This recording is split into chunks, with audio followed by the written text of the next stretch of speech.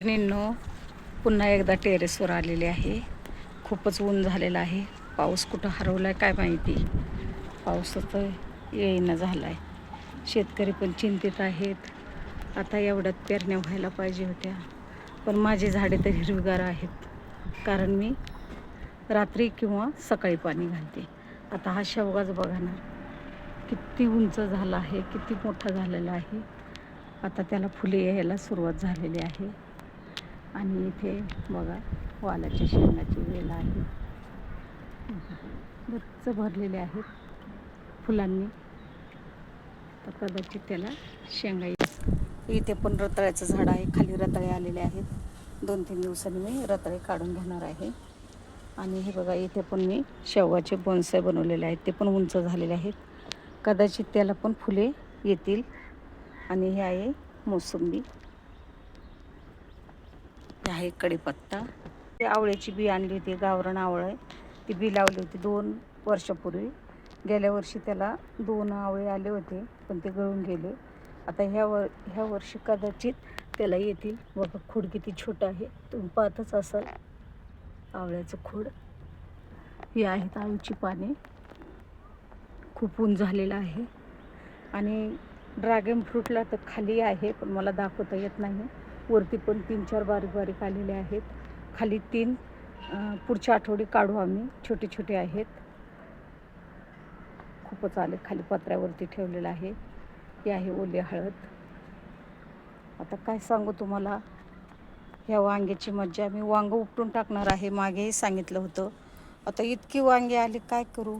इतकी वांगी, आणि त्यात मोहळाच्या माशा पण खूप आहेत इथे, त्यामुळे इथे लवकर फळ येते माझ्या झाडाला. आता किती वांगे आलेले आहेत बघा.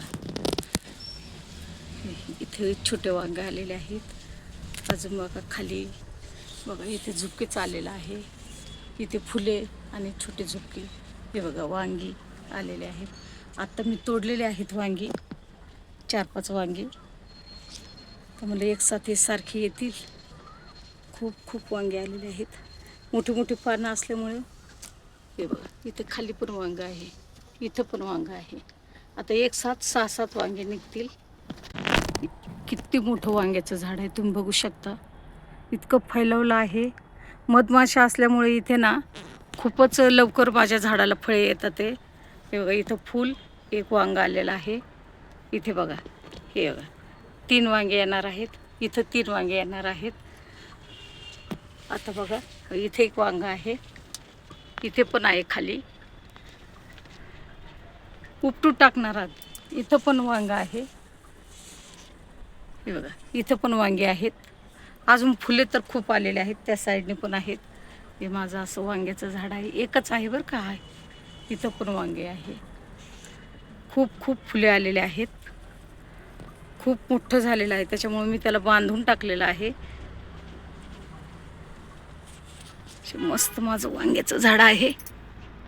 बघा किती उंचावर झालेलं आहे.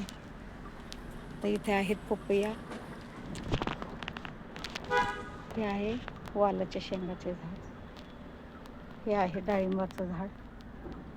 हे आहे बघा, तुम्हाला तर माहीतच आहे, हर घडीला मी दाखवलेलं आहे. आता मी 2 अंजीर काढले इथले बघा. हे ताजं आहे. 2 अंजीर काढले आणि इथेच खाऊन टाकले वरती. इथे आहे हे गवती चहा. इथं पण ड्रॅगन फ्रूट लावलेले आहेत. आता हे बघा बारीक बारीक आलेले आहेत.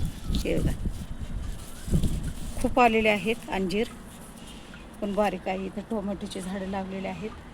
ही पण मोसंबी आहे. मोसंबी. इथं डाळिंब आले होते का, मी पाणी कमी पडलं आणि गळून गेले. आता फुलं आलेलं आहे. शेवगा तर दाखवलं आहे, कढीपत्ता दाखवलेला आहे. खाली बघा पेरूचं झाड आहे. आळू पण भरपूर आहे. मिरची मसाल्याला आणली होती. खूप छान मिरची आहे, एकदम तिखट. आज मी मिरचीचे रोपे तयार केलेले आहेत. महिन्यापूर्वी टाकलेलं होतं. खूप सारे मिरच्या आलेल्या होत्या. मग आज मी सगळ्या छोट्या छोट्या कुंड्यात वांगीची झाडं लावलेली आहेत बघा. आणि लावल्याच्या नंतर मी सावलीत ठेवून दिलेले आहे. जेणेकरून ते मरणार नाहीत. खूप कुंड्या तयार केलेल्या आहेत, वांगीच्या कुंड्या. ही गुडगी वाल आहे. तिला लगेच गुडघे इतके वाल झाली का शेंगाला सुरुवात होते.